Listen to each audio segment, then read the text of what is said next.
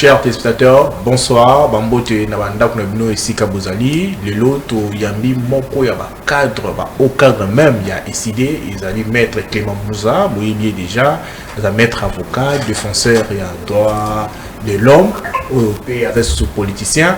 Tout ça, on a plateau Nabiso. Le lot Nabiso entretien et que ça, les deux présents en fait. Et que ça co-présenté na moko ya ba concert na ngai Gisèle Nzeba on a bonsoir. Bonsoir Ndeko Philippe, bonsoir la bande nyonso bali kolanda biso partout na République démocratique du Congo, pa na Kinshasa. Bonsoir bongo na Ndeko Clément Mouza otuzana na plateau ya Parfait Télévision. Ndenge bolandi wana tuzana Ndeko Gisèle Nzeba oboyebi présentatrice ya magazine de vrai journal. Maître Clément Mouza, bonsoir. Bonsoir, messieurs les journalistes, bonsoir, madame la journaliste. Mbote pena bandeko nyonso bakongomani bazali kolanda biso partout à travers le monde, partout na Congo, même si Congo fait partie du monde. Okay. Merci Nabino, on a confiance au Bossala Rabiso, et surtout na Litoyo Europé Sarabiso, lorsque nous parlons des choses sérieuses qui engagent la République. Au conseil qui lobby, Bakongomani to récupérer quand même le Kumu ya Congo la dimension ya Mboka ya Ngonde Ngezali. La dimension ya Mboka ya Ngonde Ngezali, Maître Clément Mouza, acteur politique, leader d'opinion, to quitter comme démission na biso sans pour autant qu'on passe un message to position par rapport à naufrage que ça a mis le lot na Kitutu na Nord Kivu, ba Congolais le lot na bateau merdi ou chaviré malobano ezanini par rapport à drame passé. Et Zalimawa, vous savez, comme africain, na bonkoko coutume na biso la vie est sacrée. Et tolingaka mutu mingi abela tomoniye akoli abeli matako akoli tozara toujours na mawa. Mais au moni la situation ça vraiment qu'on s'est répété un peu mingi hein? Ça ne fait presque pas 2 mois. Nous avons connu une situation pareille, donc moi il est kakaté, mboula kututolo baté. Nous l'avons toujours dit, les manifestations vraiment il y a non état. On se demande ce qui vraiment l'état congolais existe à cas. Parce que ça va biloko tokora qui éviter en gros si tout à qui dans l'état où il y a solo, ceux qui tout à qui dans l'administration à l'état où il y a salamalamu. Je pense qu'on pouvait l'éviter. Bon, dommage qu'il y ait les sous-sous et dans l'impunité aux a total. Vous verrez que personne ne sera sanctionné, personne ne sera coupable ni responsable. Donc on va reprendre les mêmes choses et lobby, trouver la ressource quelque part, tout simplement parce que l'État de Salam a été ndenge longobani. Donc voilà, mais on présenter quand même la condoléance d'Abisso, la famille Yabandeko Batiki Bisso. L'État doit prendre ses responsabilités. Oeza, Babiloko, sous d'autres cieux, le gouvernement. Le ministre de tutelle démissionne, donc tout le monde le ministre il y a transport à démissionner. Mais comme démission c'est un acte volontaire dans la législation d'Abisso, bon, il travaille pour la population, il travaille pour le ventre, donc personne ne peut prendre décision volontaire de démissionner parce qu'il n'a pas bien fait son travail. Il travaille pour le ventre, mais vous, de votre côté, à niveau il y a opposition. Vous avez toujours limité dans la dénonciation comme ça, tout dans la tweet, la déclaration. Mais nous tout le monde a noté qu'au niveau de l'institution, même si vous avez 4 institutions, que le façon de dénoncer silence, il y a le ministre et transport par rapport à Makambo. Mais ce que je dis là, c'est une façon de dénoncer. Bolingi, vous connaissez la position résistante vis-à-vis de ceux qui ont la passerelle du pouvoir, on ne va pas les répéter. Vous demandez à un résistant, à Salanine, si c'est né Kolobandenge constitution Pessibiso. Donc, Bayo Karabiso, parce que nous avons vu la décision ébélée au bateau dans la passerelle pouvoir Bazui. En réalité, Bazaki n'a monté parce que nous avons parlé quelque part et que c'était pertinent. Et Bazui la décision. Si aujourd'hui, M. Moutamba a été blâmé par son premier ministre, ou les membres du gouvernement, c'est parce que nous avons parlé et que nous avons fustigé son comportement de mise en danger de la République, les lois de République en danger. Et je pense même qu'il peut être poursuivi pour une complicité et évasion. Il y a des prisonniers. Ce qu'il a fait, c'est extrêmement grave. Donc nous parlons ce qui est réel, nous faisons des analyses, qui veut nous entendre, et puis il passe à l'action parce que la République nous appartient. Vous parlez de l'évasion, on parlait du ministre Moutamba, ministre d'État de la charge de la justice. Évasion comment? Mais oui. À mon avis, non, mais qu'est-ce que vous dites, monsieur? La loi, nous avons une loi pénale, et la loi pénale est d'interprétation stricte. Ce que Moutamba a fait, c'est extrêmement grave pour une république. C'est extrêmement grave. Vous imaginez que bateau, Babima, dans le régime, il y a liberté conditionnelle, alors que la loi n'est pas respectée. Comment il est arrivé à ce niveau? Moi, je suis un avocat de profession, ça fait quand même plus de 23 ans qu'il est dans la profession. Tout ce que je fais, c'est la loi. Au Kokiko, imaginez que libération conditionnelle est soumise à principe, à critère.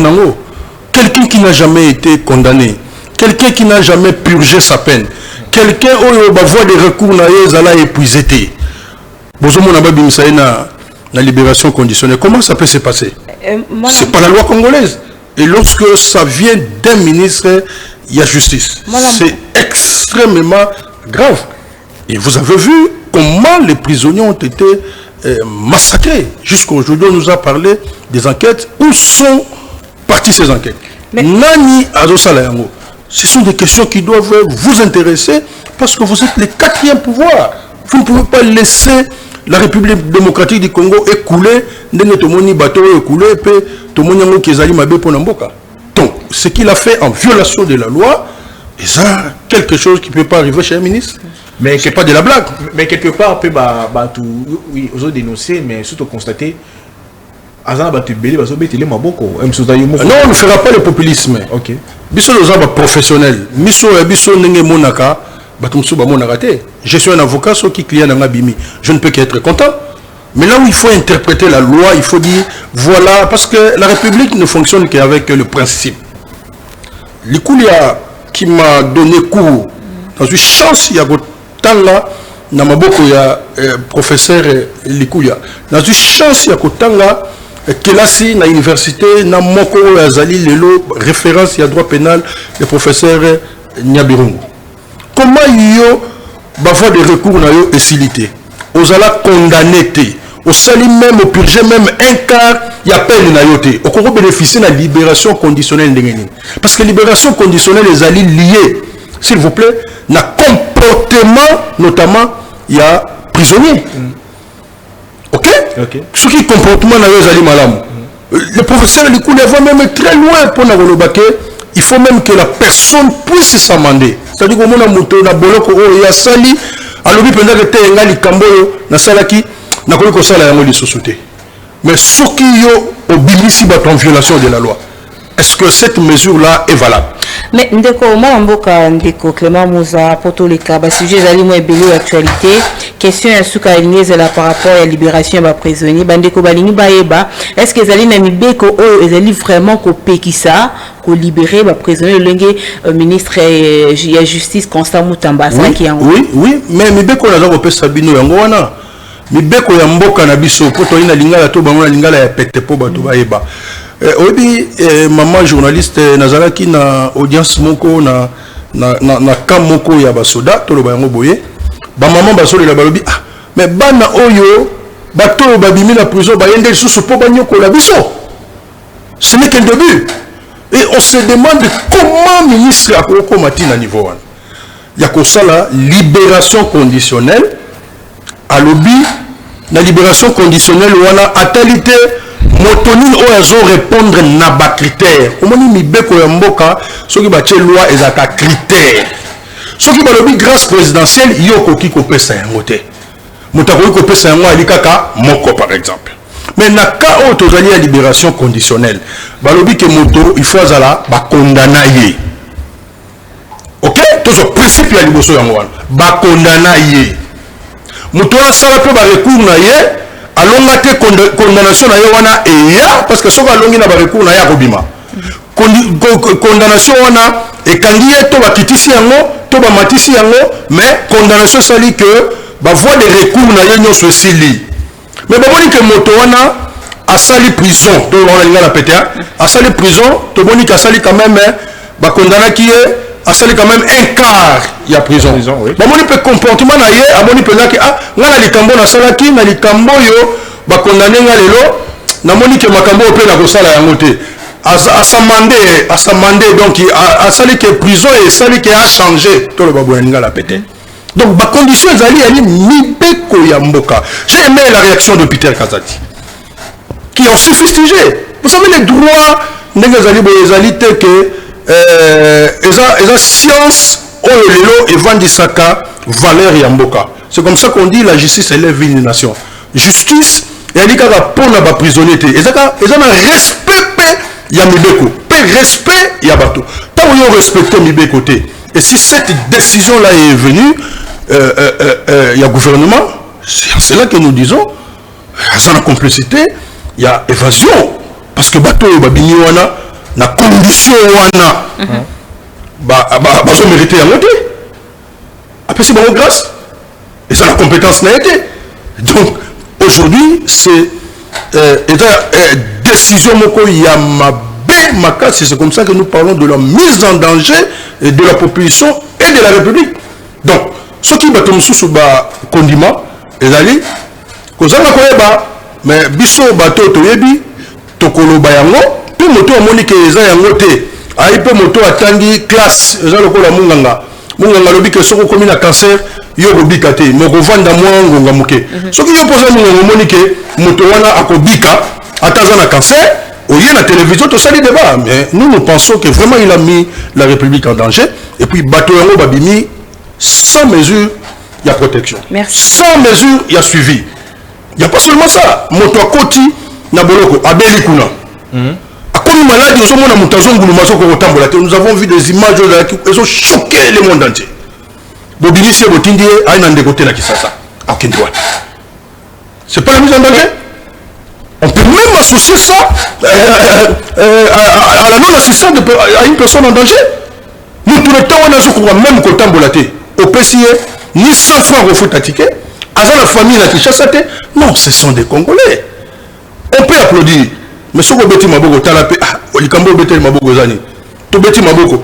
Hein, comme population mais total ina misu to monique on des aïe likama pour la République. Et nous avons dit vraiment populisme et on se demande demain bande kona babimi na betini parce qu'il y a eu violation de la loi. Est-ce que lobby ça n'est pas une situation où on a gravé situation de sécurité à Kinshasa? Donc ça peut être un complot contre la République. Mais tout lobby parce que biso nous n'avons que nous connaissons de la constitution de la République pour que nous puissions dénoncer. Parlons maintenant de la droit de l'homme, de la prison. Hier, Zaki Jakindala, il y a une révélation, c'est qui n'a pas viol, tout le monde sait qu'il y a dans la prison. Dossier sous le lot, il y a un mot opposant, Moïse Katoubi. Il y a un poito, à Bonsaki, aérodrome. Le lot est commis déjà, il y a des réseaux sociaux, il y a déjà, il y a pouvoir. Par exemple, ces articles moko déjà 5 à 10 ans yo comme opposant p moto amibé opposant d'abord position de les animés si on a dans la télévision il va qu'il y a un résistant. Moi je ne suis pas un opposant parce que l'opposant c'est au sens de la loi. La résistance aussi c'est au sens de la loi de l'article 5 de notre constitution. D'accord. Hein yo yebi ndenge ba élection salama na mboko. Hein les simulacres d'élection au salama non ça l'opposition sur base de quel texte? D'accord. Hein? Alors, donc, tout ça, la situation... Bon, écoutez, la situation des droits de l'homme de la République démocratique du Congo, c'est un peu comme le sida. C'est un peu comme le sida. C'est-à-dire que ceux qui... vous n'êtes pas encore atteint, vous pouvez l'être. Vous devez tous comprendre. Et là, on voit la sida, ceux qui ont bien beaucoup de côté, c'est comme nous, parce qu'ils occupent aux joyaux, parce qu'ils ont des conditions où ils occupent aux joyaux. Alors, les conditions sont respectées à côté, ou bien, au sein de moins imprudence, on peut donc on est presque dans cette situation-là. Hier, c'était 7 Gikouni. Et nous avons dit, Vous savez, la constitution, au-dessus de la loi. Mais vous avez des principes où il faut respecter pour que Moto a se présenter tout le monde à la juge naturelle. Tout le monde. Mais Félix, par exemple, lorsqu'il a dit qu'il y a Kokanga Bakacho, mais combien il a déjà fermé? Bakacho, combien il y a Kanga déjà? 0. Au contraire, il est encore amplifié. Il n'est pas loin de M. Kabila. Tout ce que Kabila a fait, exactement la copie conforme. Et là, il y a le Kuta. Bon, à partir du moment où il y a le Kuta, si bateau a eu de peste, maintenant, il faut changer de formule pour le Kuta, il y a mythomane. C'est la mythomanie maintenant qui s'applique. C'est-à-dire que faire voir à quelqu'un que les Cameroun là dans le besoin solo. Même place la saline zelaté. Bakoya ba boaki mabanga na butu ba tche ba monika awa nzele zali et le côté na ba photo ba photo na Côte d'Ivoire ba yango ah. OK. Vous comprenez? Donc ba bandi na le couteau na mensonge ba comme la mythomanie. Donc cette situation des droits de l'homme est extrêmement difficile. On n'a pas besoin de compter les personnes. Je me suis toujours posé la question. Jean-Marc Kabound, qui était député national. Comment il s'est retrouvé en prison? Parce qu'il y a même une décision de justice. Faire dans la résidence surveillée. Nani Mukebai. Et le Bonini, Mukebai a ça en prison. Ce qui, les lots, bon, tout le monde, Bakorobi Misaël, va mettre la Maboko. Okay. Pourquoi on ne fait pas attention à ceux qui sont politiques? Parce qu'au moins, c'est connu qu'ils n'ont pas tué. Mais il y a des gens qui ont tué, qui sont dehors. Pourquoi des poids, des mesures? Aujourd'hui, on parle de Katumbi. Ce sont des choses qui doivent cesser. Si Katumbi, c'est un citoyen congolais, commet une infraction, mais il y a des voies légales. Il faut... Nous dans les réseaux sociaux, qui a besoin de ça? Ça se passe. Bon, on a mokanini, on a la démocratie. Toute notre vie, toute notre jeunesse, tout sacrifier pour la démocratie, nous autres. Okay. Nous avons commencé ce combat au la télévision à contester Bissoté. Nous avons vu le régime Mobutu sombrer. Nous avons vu le régime de Mzee Laurent Désiré Kabila songer avec les Rwandais qui nous a amenés ici. Nous avons vu les 18 ans de M. Kabila qui n'est pas un rien. Kabila a mis beaucoup pendant Libou. Mais ce n'est pas un rien. C'est pas 0. Il peut avoir 2 sur 10, mais il n'a pas 0. Oh là là. Même Félix n'a pas 0. Mais il est descendu très très très bas. Mais il n'a pas 0. Kabila peut avoir 2, lui il a peut-être 0,5. Parce qu'aujourd'hui, s'il y a une élection présidentielle, moi je veux battre M. Félix. Ah bon? Ben oui. Pour avoir fait quoi aux Congolais ont voté? C'est que sur le plan social, les Congolais au Baolandabiso, ils savent qu'il n'y a rien. Les gens, peut-être qu'il y a un courage, il y a qu'on s'exprimer comme et ça la partout à travers le monde. Mais l'État n'a zélaté, l'État n'a véloté. L'État n'a mototé, l'État n'a busité, l'État n'a avionté, l'État n'a camionné, l'État n'a traité, l'État n'a souhaité, l'État n'a avionté, l'État n'a zélaté. L'État peut s'abattre, l'État peut s'abattre couranté. Il n'y a aucun domaine de la vie qui marche. Et vous pensez qu'aujourd'hui, la signification des élections, Dieu merci que nous avons la constitution de la République, où il peut signer le 3e mandat. Dieu merci. On va changer. Non, ça ne passera pas. Ça ne passera pas. Ça ne passera pas. Il ne faut même pas rêver. Laissez Kabila rêver. Ça ne passera pas. Nous avons une constitution, mais c'est ça la loi des lois. Le secrétaire général IDPS a respecté ma promesse qui n'a pas congolais que ça. Mais bien, nous avons journalistes. Voilà les problèmes. Vous avez vu, je cite un pays comme le Sénégal. Okay. Comment l'artiste se mobilise pour la République. Comment les journalistes, tout le monde, vous êtes les 4e pouvoirs. Est-ce que M. Kabouya, quand il dit les paroles à l'évangile, hein? Matthieu 5-6, les jeunesse? Non. Kabouya parlait comme militant des partis politiques. Point bas. Parti politique, but à conquérir le pouvoir, à conserver le plus longtemps possible, mais pas violer la constitution. Ils ont pas violé cette constitution depuis Bazawana. Depuis qu'ils ont la passerelle du pouvoir, violer yango. Alors pour revenir dans les cas Katumbi, si Monique Katumbi a fait l'infraction, il a un juge naturel. Il peut être convoqué comme tout citoyen du monde. Mais est-ce qu'il faut qu'il y ait des moyens armés? Qu'est-ce que l'armée vient faire? Qu'est-ce que l'armée vient faire? On n'a pas besoin de ça. Nous avons besoin d'un Congo qui respecte les droits de l'homme. Nous avons besoin d'un Congo où tout le monde, il faut ça égaux. Bon, c'est pas tout le monde, je pense à comment, mais tous les Congolais sont égaux devant la loi. Et la loi privilégiée. Nous avons vu un secrétaire général d'un parti politique, pour ne pas le citer, M. Kabouya, tenir des propos extrêmement graves. Récemment, que nous étions ici à Kinshasa, nous avons tempéré. Il y a Kinshasa, Congo central de partout. Nous avons fait la contre-campagne de ce que M. Kabouya avait dit. Sinon, aujourd'hui, on ne sait pas si on allait encore avoir les mêmes Congo-Kinshasa. Oh là là. Vous savez, hein, Congo Ndengezabouya, moi je dis, je mets quiconque à défi. Banda na banda oloba makamwala batayi de pesi bakimanga na bénédiction. Muto akoya ayebisanga que Félix Tshisekedi avait reconnu le pouvoir de Kabila. Que Kabila a un président Salara Moussala bien. Moutaï la vidéo. Donc, nous avons besoin de notre République. Et nous nous battons pour ça. Bino comme quatrième pouvoir, vous devez aussi tout faire. Nous n'avons pas besoin, il y a un sentiment d'abus pour des questions où il y a vraiment un intérêt général, notamment la cohésion nationale.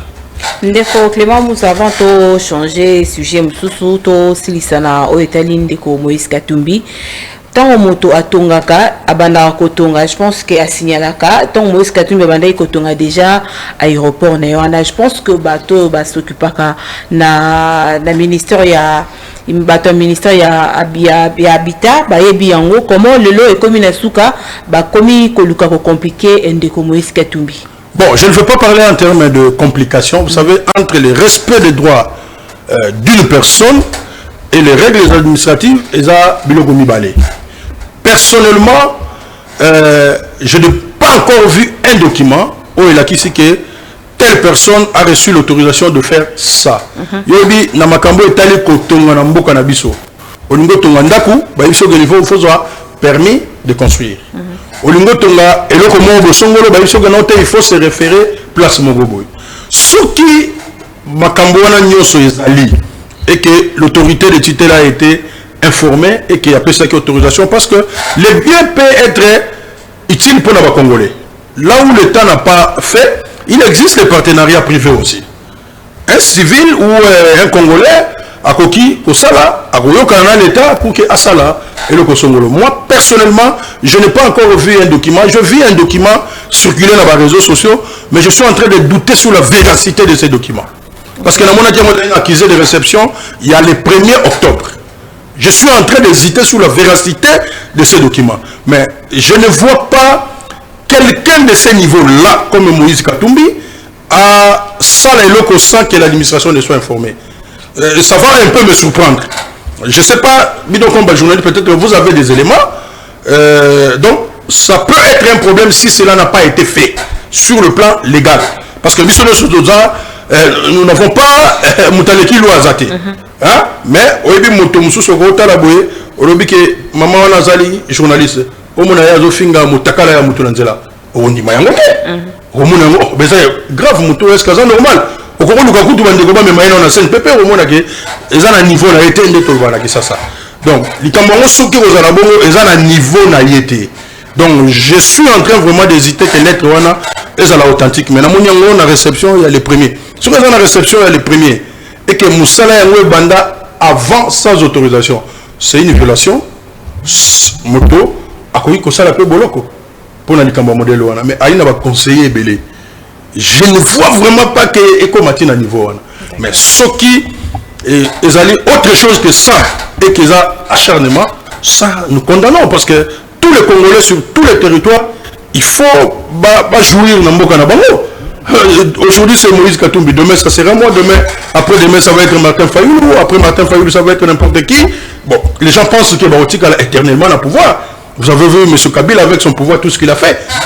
Aujourd'hui il ne parle même pas. Ils ont ils ont même eu les ailes à Koloba, tout simplement parce qu'il était c'est pas sur l'occasion parce que c'était des moribonds. Mais pas plus l'occasion là-bas pourquoi on a Moutou Penda, on a Mouta FCC, mais vous avez fait quoi? Vous êtes dans la siciparité, vous êtes les oiseaux de même plumage, vous êtes en train de enterrer la population chaque jour, mais au moins on a quand même. Tout simplement parce que on dit que moto aye a comme ça la tête. Bato bazo sala te moto avanda comme mona que non yekuto azala ki moi bien bazo comparer ba pasi ba comparer bisengote ba comparer ba pasi on a passion te to préparer mboka ezala ke to pesi congolais bonheur oyo sali 5 ans au sali mandat na yo okei Moussa Paye a 8 mandats à Salé, tu comme qu'on juge si ah tala motoboa salagi motoboa salagi parce que les Congo ont avancé mbule zo kende ne to comme en décembre boye moto mbule ko zonga na simero zate ko bakisama. Est-ce que nous pensons à l'avenir de nos enfants? Merci beaucoup. Maître Clément Mouza, vous êtes résistant. Vous êtes ensemble de Fayoulou, vous avez la Sengaki dialogue pour la cohésion nationale. Tout l'année mokonzi mboka na Hongrie. Alors que na minute oyo aboité dialogue mais avec la minute oyo mboka eza la crise azomona non nécessaire et importance ya dialogue réaction les amis. Je vais aimer que sur la plateau moi seulement la journaliste c'est parce que nous avons un quatrième pouvoir. En toute indépendance, pour analyser est-ce qu'il y a crise dans ces pays ou pas. Si on a dit crise, nous avons de façon générale. La crise se situe où? Mais nous avons une crise généralisée où aucun secteur de la vie nationale ne marche. Mais il y a voilà Yemtalobi. Alobi crise exatée. Maintenant biso bakongomani.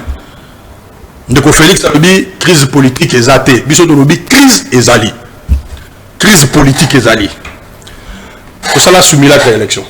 Ça ne peut pas être secret pour la bateau. Élection dans beaucoup de salama 7 jours. Là, on voté avec 4% cartes. Fichier électoral les années malhonnêtes. Bato baso bango na ba bulletin na banda kuna bango. Bakanga bato na ba carte ya électeur na ba voiture na bango na banda kuna bango. Bakanga bato na ba machine na ndako na bango eza crise de. Pour la première fois dans l'histoire de l'élection, tout le monde même balobi que ba candidat tel bon lui il y a ba voix.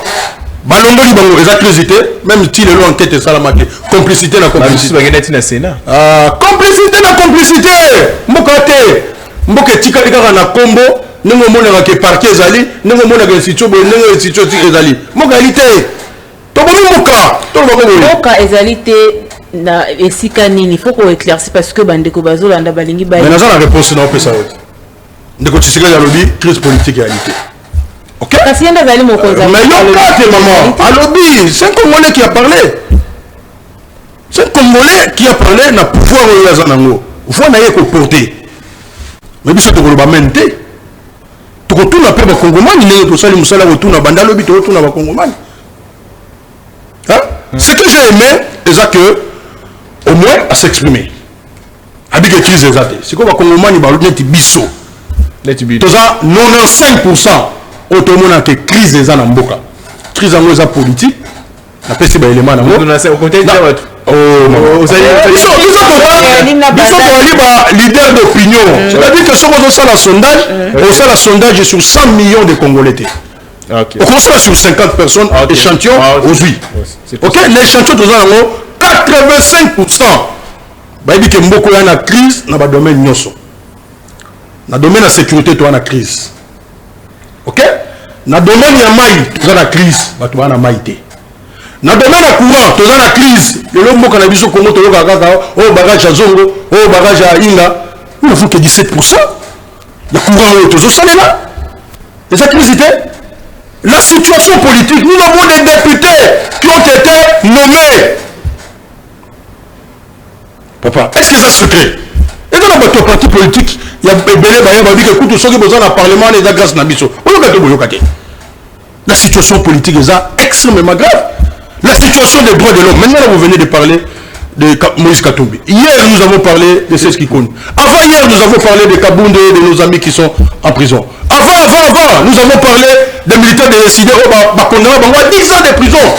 250 $, il y a député, il y a eu de pèse. Mais il y a 295 000 $ pour passer la main à Liboulou. Main à Liboulou, on peut te monater. Balampade les awats. Moi, j'ai parlé à l'ancien gouverneur. Dans l'accès de la photo, dans le photo, nous sommes Kimbuta, Yandre, la personne de Sénégal. Bateau, nous sommes Roleka, Ningo Roleka. A Tchaka Tembela Biso, Ayacha, Minda, Awa, Longa, Wati, aéroport. Minda, on a son de 1000 fois, son bagage, on a zan, vous savez combien? L'homme, il a son yana, autant la table, Minda, Mogo, Pelate. Comment vous pouvez imaginer, mais ils sont dans une complicité? Kimbuta, c'était le gouverneur de qui? De M. Félix? C'est la complicité. Donc, aujourd'hui... Kimbuta, gouverneur... Non, Gentile Ngobila. Merci, Gentile Ngobila. Banda aéroport. Nous, des autres, la Tamoroté. Maman, nous, on va jouer ce qui t'a atterri au Talarabi, le Kouan. Comment on va communiquer avec le Congolais? Donc, aujourd'hui, la crise, elle est réelle. Crise est allée. Mais seulement, le fait qu'il y a une crise est allée, débat peut être lancé. C'est ça le vrai dialogue. Okay. Des Congolais. Okay. Il y a le but que crise est allée, il y a crise est allée. Il faut total il s'agit que crise ou est allée. Comme les Congolais sont en train de s'exprimer. Le lot, ça me dit la tenda qui marchait, maman. Na côté la marché na moni ba maman mi balé mi sa to loba loba. Na tout maman maman. Aux autres la source de Gobade papa tika. Okota mlongo mabe okota mlongo mabe okota. Na mlongo ma tembe to komi ko ki mango biso maman. La politique englobe tout. C'est donc ouais. Crise est allée. Mais na sepeli l'intervention parce que ceux qui pensaient que réflexion de Salaki sur la cohésion nationale, c'était l'œuvre de M. Tshisekedi, je pense qu'il est là dans la réponse. La politique que vous voyez, c'est une compétition des idées et des intelligences pour le bien-être de la population. Bissoban a décidé, nous réfléchissons et nous prenons le temps pour nous retarder la situation en Bokandenezo Kendelelombo qui est ma B. Bas 73%, bas 90%, bas 99% ouais, mais la réalité c'est que Mboka est Tambola malamouté. Nous avons estimé qu'il fallait un nous debout. Okay. Le nous debout, ça veut dire que la cohésion nationale est à la rétablie. Cette cohésion nationale pour nous permettre d'avoir un élan en termes de nous, Congolais, et faire face aux défis de la République. Les défis sont notamment sécuritaires. Parce qu'il y a des défis sur les droits de l'homme. La situation des droits de l'homme est incroyable. Okay. La gouvernance intègre n'existe pas dans ce pays. Les gens utilisent l'argent du contribuable. Là encore, j'ai posé la question.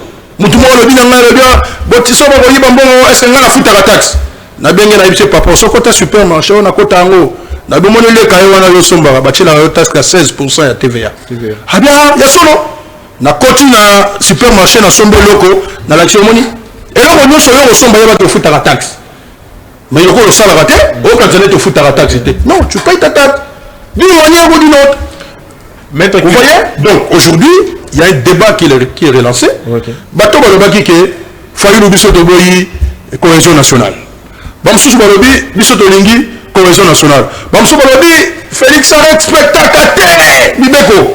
Ata boyoka ndeni na respecté. Mais biloko yo bango bamona ki biso to yebipe to yoka pe bongo. Mais mukanda ba signaka na FCC o ba respecté ti lelo ba congolais bamona te. To yoka na TV po ba kobimisa yango te za eloko soni ba kobimisa yango te. Eza eloko soni ba kobimisa yango te. D'accord. Et bon bimisa yango te? Balobaka ay respecté. Bamso balobi bongo ndenge bango. Bande ko FCC. Bango balobi bongo. Bande ko katulu ba biso to mona tina cohésion nationale te. Bate fa yo zo na lukano musala. Mais le Félix alobi te na yebi ko tata makambo wana te. Naza pe na posa na ngote, na senga pe na ngote, c'est un débat, un vrai débat de la République maintenant qui commence. Si ko oya baboyaki. Na on va poser en condition bazaki wele ba ya bate ba ozala wapi. Ndeko Clément Moza, awa ndeko Félix alobi ayebi yango teni yango siko Martin Fayulu plan B na eko zala nini? Toza na plan B te mama. Toza na plan B pour na nini? Moto oyo aboyi cohésion nationale. est-ce qu'il y a des mboka oyo dans le monde entier et subsista face aux défis majeurs, face aux défis terrifiants de la République sans la cohésion nationale? Il y a un plateau à Ipsanga comme un mboka. Je mets quiconque à défi. Ce chemin-là, il y a cohésion nationale, il y a 4e pouvoir. C'est un idéal. C'est une option. Sur la vie idéal, na option, c'est-à-dire que toza na voix mususu wa tokobima sikoyote. OK. Et donc on a la bateau sikoyo zali que bateau bazotala partage à pouvoir. Félix l'a dit. Mais nous avons été très clairs.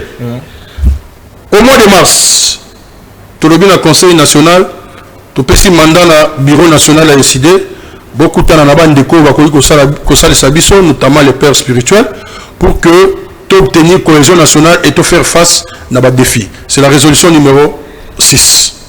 Le 30 juin, moi, Namboka Martin Fayou a zongi na discours sur l'état de la nation. Ayebi de Félix Soro Zali Penza ndenge faire ayemba talasi mazonga moto. Soro Zali Penza mwana ya Nkondo Etienne Tshisekedi. Tala le peuple d'abord au batike la biso. Total ndenge nini tokoki ko solola ko rejoindre discussion pour que biso nyonso ba partie prenante, c'est-à-dire bandeko Katumbi, bandeko nyonso bazobo ya wana, to solola totala ndenge nini bitumba oyo utaka kaka libanda et utaka kaka libanda ya kaka po boma ba congolais. Hollandi rapport il y a Médecins sans frontières pour le mois passé. Mais viol doublé. Parce que maman na biso, parce que basi na biso, parce que bana na biso. Il y a violé comme dans plus de 25 000 pour 5 provinces. Surtout salé que la province, vous imaginez un peu à quel niveau nous nous trouvons? Donc, nous allons continuer à réclamer cette cohésion nationale parce que les alliés voient des sorties. Ce que les autres pensent, c'est tout à fait normal. C'est ça la démocratie. Bien sûr, il faut te convaincre. Pour le moment, nous avons dit, voilà, tout ça, la boye. Et voilà les thèmes que nous proposons, vérité, réconciliation, cohésion nationale. Entre vérité et réconciliation, normalement, sanction, il fallait les anakati. On n'a pas parlé de ça. Tout y a tout sur le Makambonga Congo. Pour la bateau, la moto, bali kaka, que toko kabola, te, bamsou balobi que tout ça est soufflé. Dans le bon côté, vous avez oui, tout ça dans le bon côté, mais qui respecte les députés aujourd'hui? Qui respecte les députés? Mais vous savez des députés comme il est, vous savez à Sony. Non, il faut respecter sous députés. Alité. Mais ndeko Clément Mouza tant beaucoup lukabo sanganabo solo là, est-ce que beaucoup si ça problème il y a ba congolais? Écoutez, nous avons des défis majeurs. On a des problèmes avec congolais lelo et à Kamingité. Problème à Liboso, au biso de benga ba prérequis.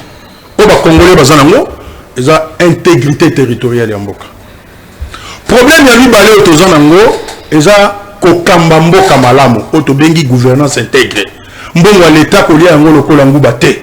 Maya libulu kotoke la mutu na $295 000 te, pe to moni maya yango te. Et donc ya misato tozali nango na mboka oyo, ya li cohésion nationale au moto likuluka et ya li te. Ba congolais inconscient ba komi ebele pe bali koteka mboka akozoma 100 mois $200 ya mboka lokola Rwanda aye asali rébellion pour boma bato. Il y a mine oyo tozanango lelo. Ezali situation ya droit de l'homme to loba. So ito bakisa na 4 wana ezali élection.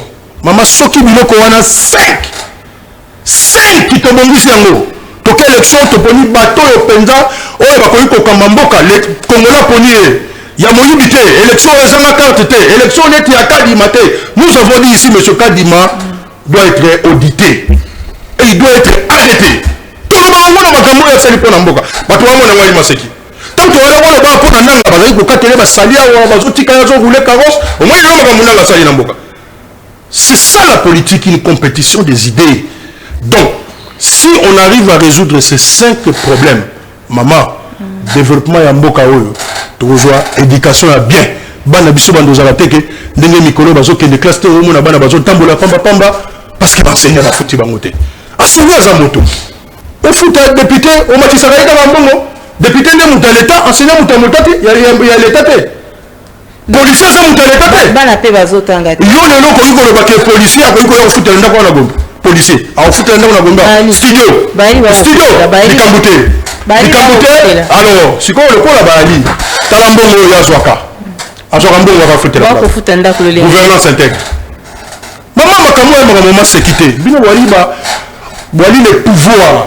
Le pays est en train de souffrir. Nous partons, moi j'ai pas 50 ans de ressources, nous avons besoin de nous avons besoin de nous avons 50 ans peut-être nous avons quitté le ban Zambalinga. Mais vous avez une actif. Le Congo de demain, on n'y pense pas à cause de ces 5 problèmes, maman. Ceux qui ont résolu, on n'aura pas de problème. Donc, nous allons continuer à insister parce que nous n'avons pas besoin, il y a partage à pouvoir. 2, nous avons besoin de parler de la République plutôt que de nous-mêmes. 3, aujourd'hui le monde entier est convaincu que la démarche, il y a M. Martin Fayulu qui est sincère et que à Salaka, Dul, il y a Kobombanate. Voilà pourquoi je conclue en disant, nous ne ferons jamais, et alors jamais, la compromission pour l'intérêt de la République.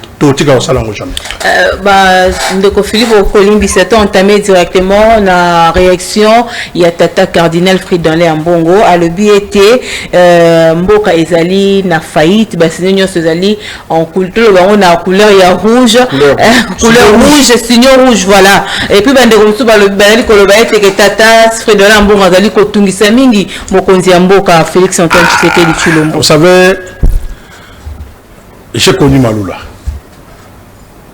Cardinal Maloula. Il avait toujours des problèmes avec Mobutu parce que Mobutu pensait que le cardinal Maloula était manipulé. Nous avons connu le cardinal Etchou et Tchao. C'était le même problème. Nous avons connu Laurent Mosengo Passigna. C'était toujours le même problème. Maintenant nous sommes avec Papa Episcopo, Fridolin Ambongo. C'est toujours le même problème. En réalité, il n'y a pas de problème. Comment vous demandez à un prélat à la neutre? Non, un prélat ne peut pas être neutre. C'est comme un politicien. À cause d'un traité, il doit prendre une position. Et le prélat prend la position du peuple congolais. À cause d'un traité. Avant la Katika dit non. C'est la République qui prime. Donc, peut-être Piscopo a dit côté la République. À cause de la traité. Déjà, Bissot dans un traité. Nous avons sa position à Bissot. Ce que le cardinal dit, c'est très important. Vous savez, dans le monde où il y a des musulmans, ceux qui imam, na évité de lobby, tout le monde fait attention. Tout le monde fait attention. Mokilo et Salama na liloba. Makambo et ya lobby 100% sûr. Si vous posez la question à tous les Congolais, les abongos, tout est rouge. Est-ce que nous avons des confrigolais en bon temps dans le Bamakambo? Congolais ont souffrir, maman. Il y a un tongotala, motoruti qui n'a pas comme ma ville. Mais si c'est bini. Déjà, Nathan. Nathan, déjà. Ailleurs, la ville, il nous faut 12 000 francs pour comme ma ville. À combien la ville, pas son problème. Est-ce que vous voyez qu'il y a un 18 à 20 km, 25 km tous les jours pour y aller à Moussala? Mais c'est déjà la difficulté pour dire 4 heures nanda kunaye, à la difficulté à la Kuluna. À la difficulté pour les policiers Moussousso va contrôler. À la insécurité. N'allez comme le retour. C'est pas de la blague. Transport vous allez ko changer le lingi na tongo bo futi prix Moussousso na poko bo futi prix Moussousso kolia pasi to ya dollar et ça likolo.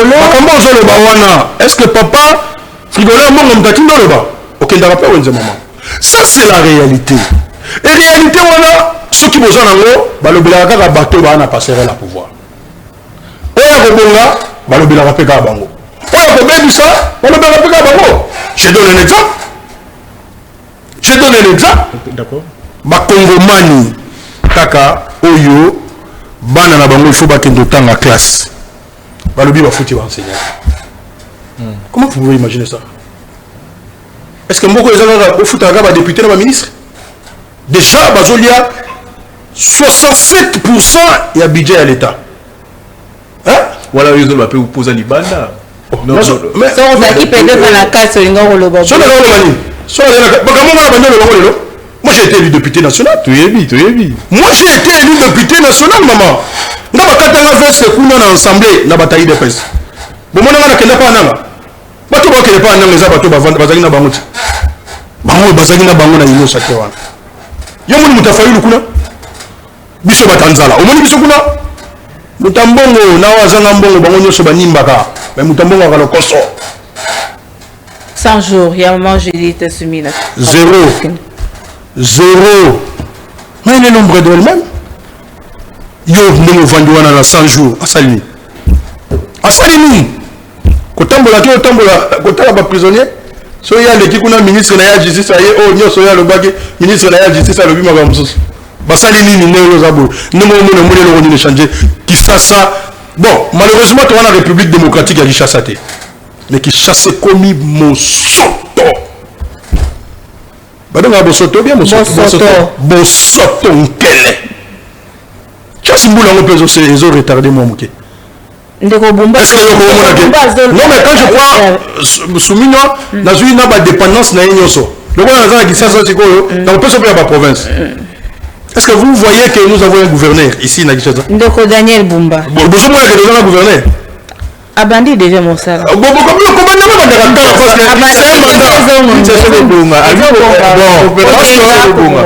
français va attendre voir ça fait 2. Hein? Koyokana au monde za makamni balé.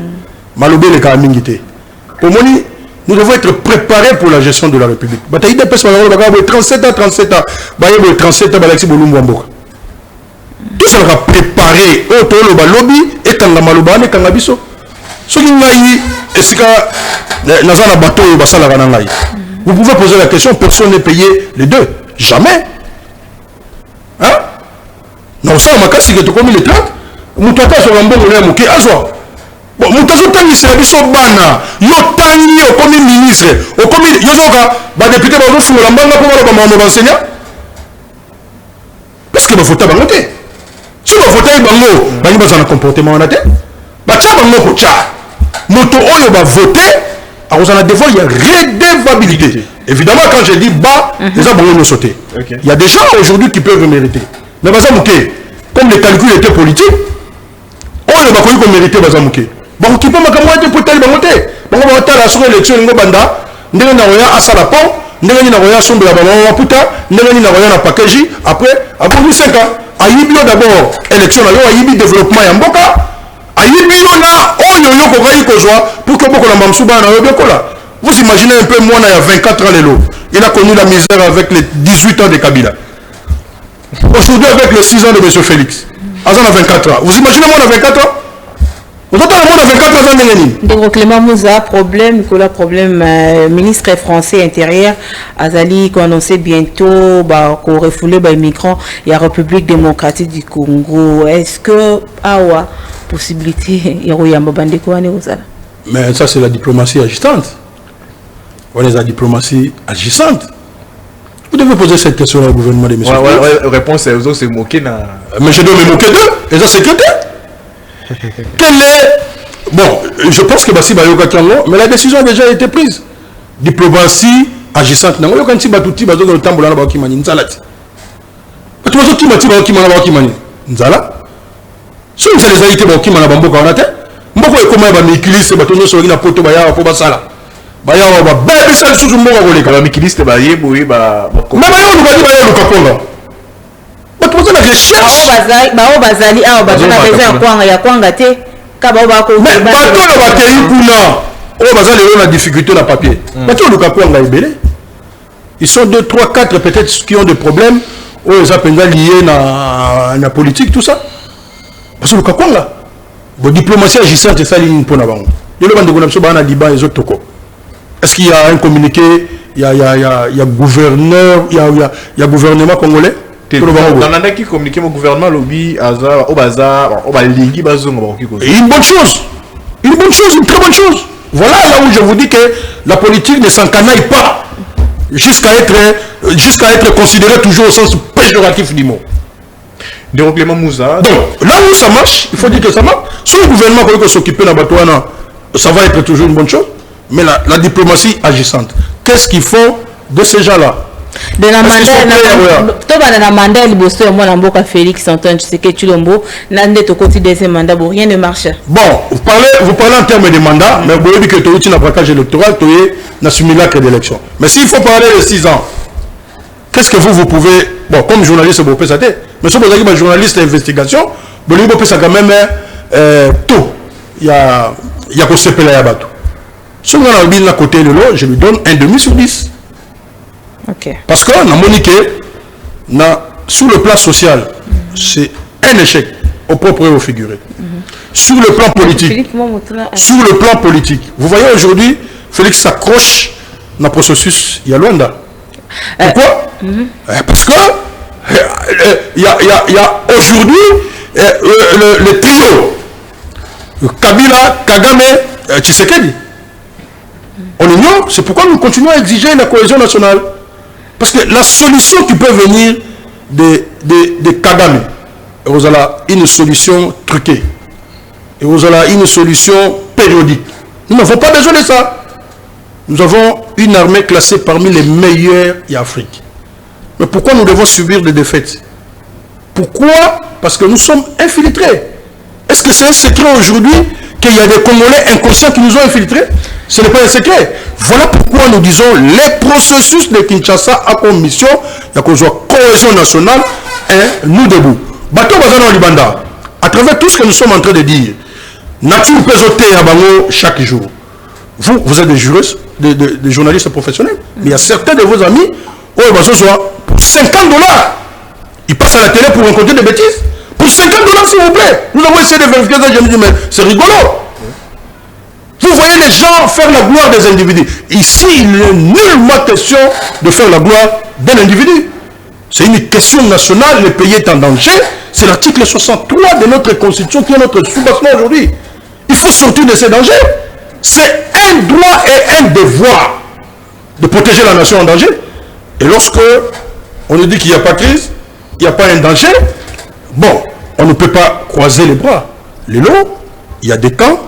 Oui, Salami, on connaît le camp de Kabila, on connaît le camp de Moïse, on connaît ce que pense Félix, on connaît ce que pense Fayoulou. Il faut réconcilier ces positions.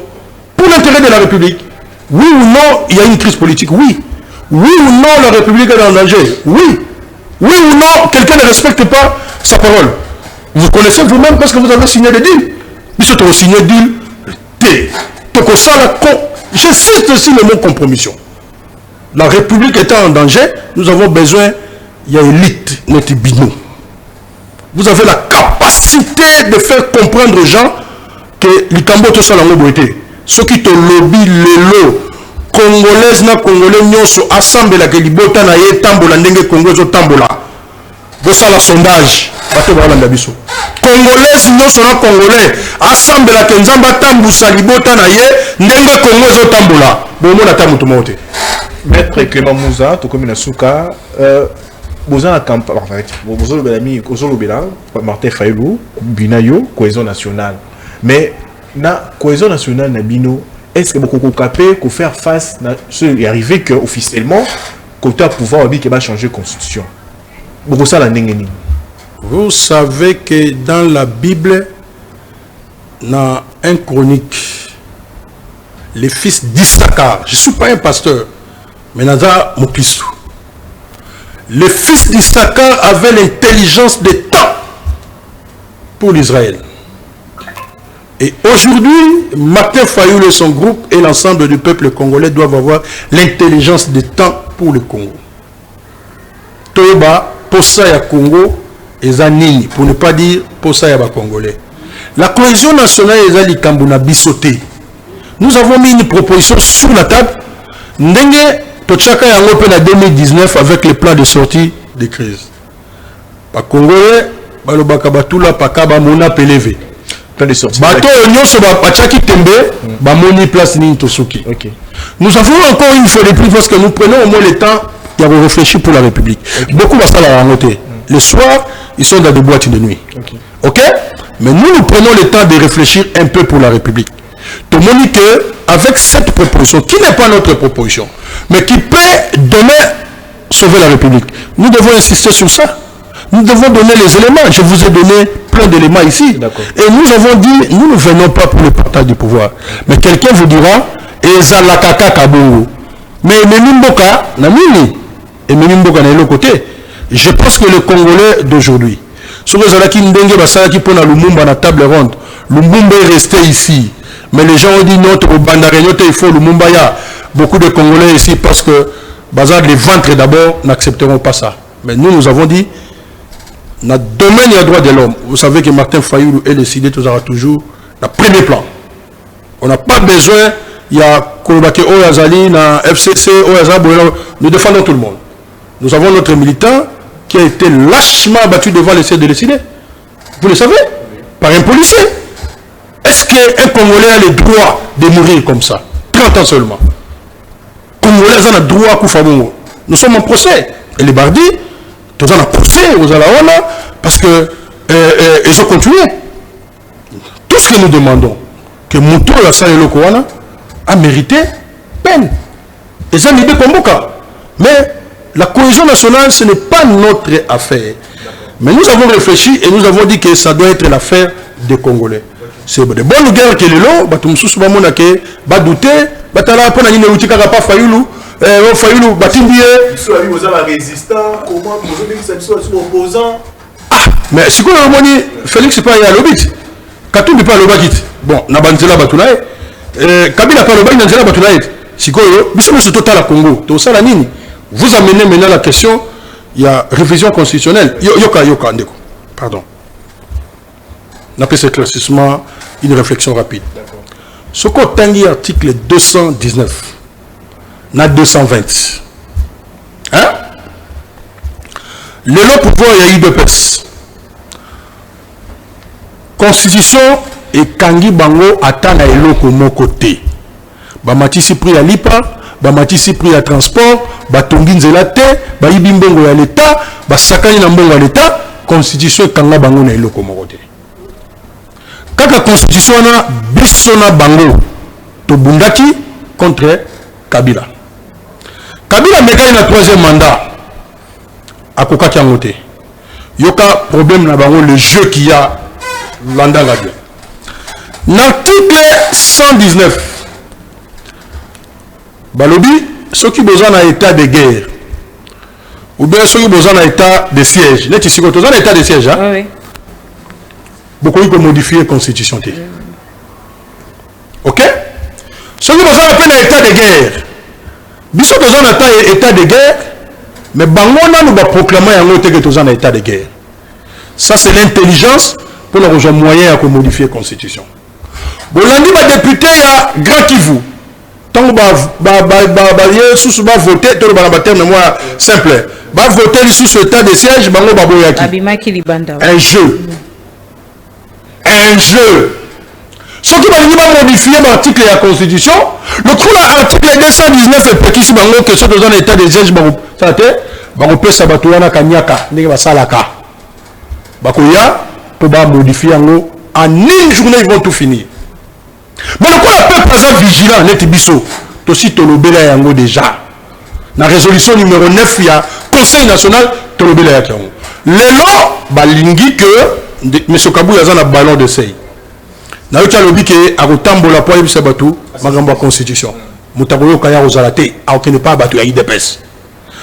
Biso peut toujours lancer campagne à partir de la semaine prochaine. Hein? Et toujours lancer campagne à peuple congolais. Constitution et Tangi Bango na l'autre côté, bapi melbiso maï, bapi melbiso courant, balobaki a néo européen ça 1 600 000 emplois. Na habité so ba commis déjà atteint à 20. Et Tangi Bango na l'autre côté, alors ils ont lukama kambo pour rien. Les Congolais nous seront mobilisés par les moyens de la Constitution et PCBISO. On ne touchera pas à l'article 220. Pour le moment, les Cambodgiens voilà. Bapé ça y est, 7 ans, Bapé ça y est, 9 ans, 5 ans. À ça les côté. Tout ce qui est la 6e année, tout le monde a noir, et le bas, papa cardinal rouge. Tout continue à regarder rouge, congolais. La Mouka, c'est l'avenir du pays qui est mis en danger. Merci beaucoup, Clément Mouza. Merci, le résident, maître Clément Mouza, au cadre, il y a décidé. Et puis, secrétaire national à l'État de droit et justice à l'ECD. Voilà. Bongo, madame. Bongo. Ouais. Merci, Ndeko Gisèle. Merci beaucoup, Ndeko Philippe. À la prochaine fois, si vous avez un Kambakoulouba, vous contactez Perfect Télévision à la prochaine occasion. Au revoir. Merci beaucoup.